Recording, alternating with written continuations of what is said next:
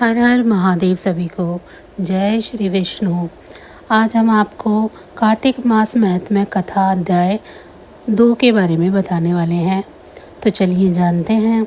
भगवान श्री कृष्ण आगे बोले, हे प्रिय, जब गुणवती को राक्षस द्वारा अपने पति एवं पिता के मारे जाने का समाचार मिला तो वह विलाप करने लगी। हा नाथ, हा पिता, मुझको त्याग कर तुम कहाँ चले गए? मैं अकेली स्त्री तुम्हारे बिना अब क्या करूं? अब मेरे भोजन वस्त्र आदि की व्यवस्था कौन करेगा? घर में प्रेम पूर्वक मेरा पालन पोषण कौन करेगा?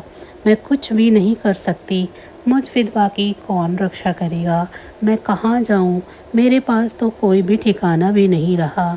इस प्रकार विलाप करती हुई गुणवती चक्कर खाकर धरती पर गिर पड़ी और बेहोश हो गई।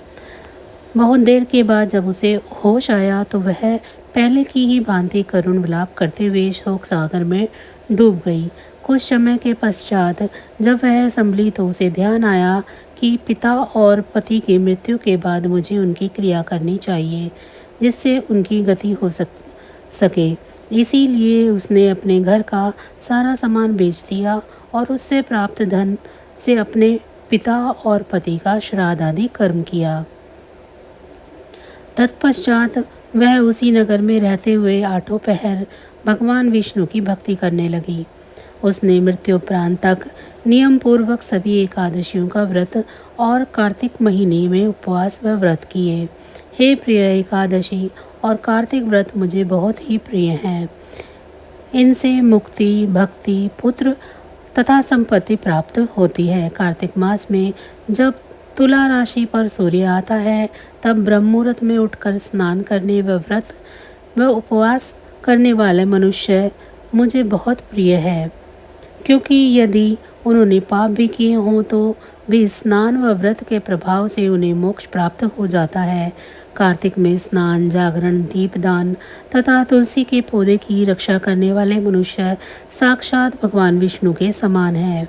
कार्तिक मास में मंदिर में झाड़ू लगाने वाले, स्वास्तिक बनाने वाले तथा भगवान विष्णु की पूजा करने वाले मनुष्य जन्म मरण के चक्कर से छुटकारा पा जाते हैं। यह सुनकर गुणवती भी प्रतिवर्ष श्रद्धा पूर्वक कार्तिक का व्रत और भगवान विष्णु की पूजा करने लगी। हे प्रिय, एक बार उसे ज्वर आया और वह बहुत कमज़ोर हो गई।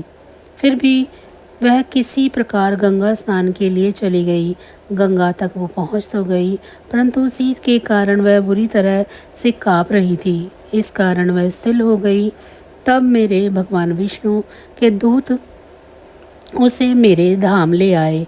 तत्पश्चात ब्रह्मा आदि देवताओं की प्रार्थना पर मैंने श्री कृष्ण का अवतार लिया तो मेरे गण भी मेरे साथ इस धरती पर आए, जो उस समय यादव हैं।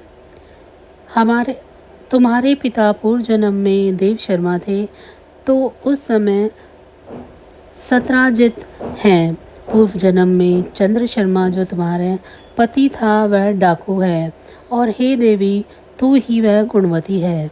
कार्तिक व्रत के प्रभाव के कारण ही तू मेरी अर्धांगिनी हुई है। पूर्व जन्म में तुमने मेरे मंदिर के द्वार पर तुलसी का पौधा लगाया था। इस समय वह तेरे महलों के आंगन में कल वृक्ष के रूप में विद्यमान है। उस जन्म में जो तुमने दीपदान किया उसी कारण तुम्हारी देह इतनी सुंदर है और तुम्हारे घर में साक्षात लक्ष्मी का वास है। चूँकि तुमने पूर्व जन्म में अपने सभी व्रतों का फल पति स्वरूप विष्णु को अर्पित किया है, उसी के प्रभाव से इस जन्म में तुम मेरी प्रिया पत्नी हो। पूर्व जन्म में तुमने नियम पूर्वक जो कार्तिक मास का व्रत किया था उसी के कारण मेरा और तुम्हारा कभी वियोग नहीं होगा। इस प्रकार कार्तिक मास में व्रत आदि करने वाले मनुष्य मुझे तुम्हारे समान प्रिय है।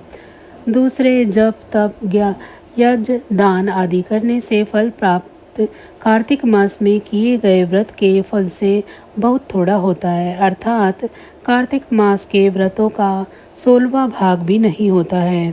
इस प्रकार सत्यभामा भगवान श्री कृष्ण के मुख से अपने पूर्व जन्म के पुण्य का प्रभाव सुनकर बहुत प्रसन्न हुई। तो बस आज की जानकारी इतनी थी। फिर मिलेंगे हम आपको ऐसी ही किसी अन्य जानकारी के साथ अगली वीडियो में। तब तक अगर आपको मेरी ये जानकारी अच्छी लगी है तो वीडियो को लाइक करें। चैनल को अभी तक सब्सक्राइब नहीं किया है तो चैनल को सब्सक्राइब कर लें, ताकि आपको इसी तरह की और जानकारियाँ मिलती रहें। इसी के साथ भगवान विष्णु की कृपा दृष्टि आप सभी पर सदैव बनी रहे। आप सभी का बहुत बहुत धन्यवाद। जय श्री हरि विष्णु।